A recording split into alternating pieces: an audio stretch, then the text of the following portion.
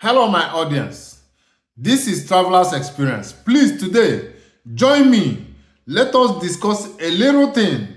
In Nigeria, a few days ago, the organized labor, they call them organized because there are two, the TUC and the NLC.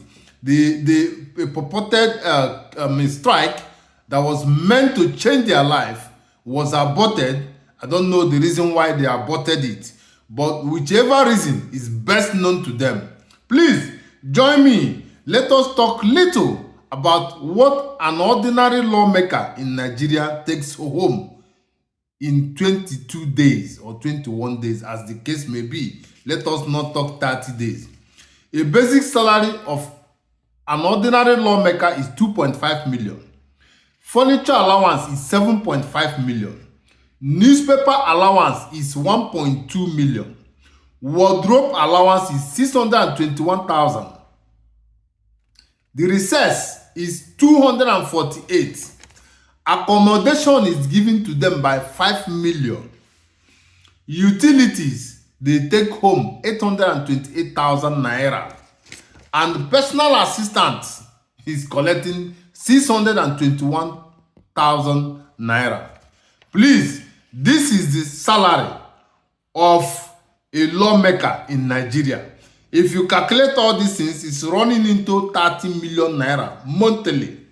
A judge, a son in Nigeria, is barely collecting 12 million to 13 million. Those are the people, the judiciary, the people who interpret the law. This is the amount they are collecting after having gone to school, because this lawmaker went into as a lawmaker with school cert, WAEC, he never went to university or had any degree. You could become a lawmaker by having your school cert. That is it. So my people, please, when we are talking that Nigerians should sometimes take their time out, take some pains to change their life, take risk. You must take a risk to change your situation from bad or from worse to better or from bad to good. Do you get me? But Nigerians, anywhere you see them, they don't want to have pain to achieve something. They don't want to take risk. And that is why their situation has remained like that. Otherwise, I see no reason the president of NLC called off that strike without realizing to a place, without concluding it. He abruptly called off the strike. It is good for them. It is not my problem. Let us check what others. In fact, I believe they don't even know what is called minimum wage. If they know, they will insist. They will even drag the so-called federal government to the market. Because let me tell you, Nigeria politicians are very stubborn. They are wicked. Their heart is behind their back. They don't think like human beings. They don't care about you. They don't know if you are alive or dead. Nigerian politicians, I said it. Let me teach you something. In the US, the minimum wage for a worker per hour is $7.25.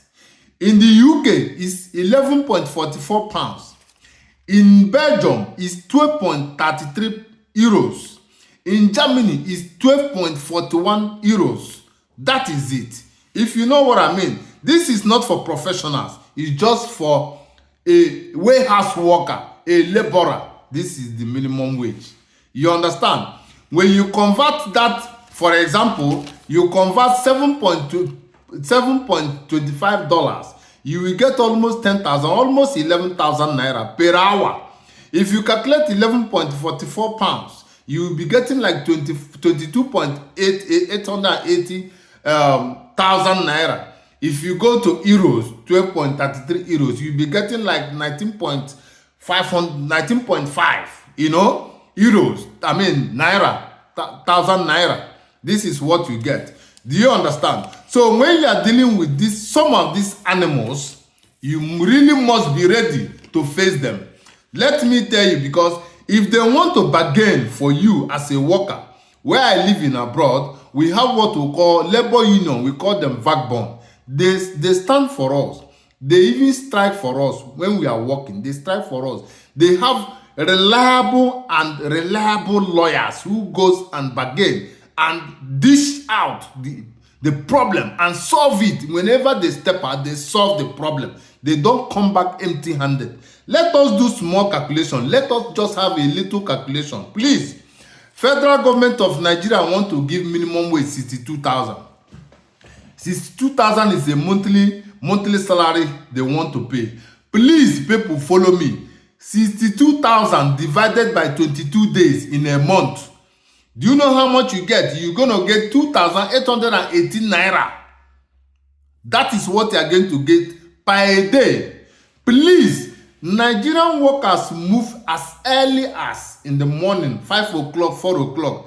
Let us assume they start work by 8 o'clock. Some of them end up in the office by 7. But let's calculate from 8 to 5, which is 9 hours. Divide 2,818 by 9 hours. What you will get is 313 naira. 313. An ordinary aboki that is sitting there in his kiosk selling Dangote sugar and salt, within 1 hour will make 1,000 from the proceed as a profit from sale of that sugar or biscuit or groundnut or whatever they are selling.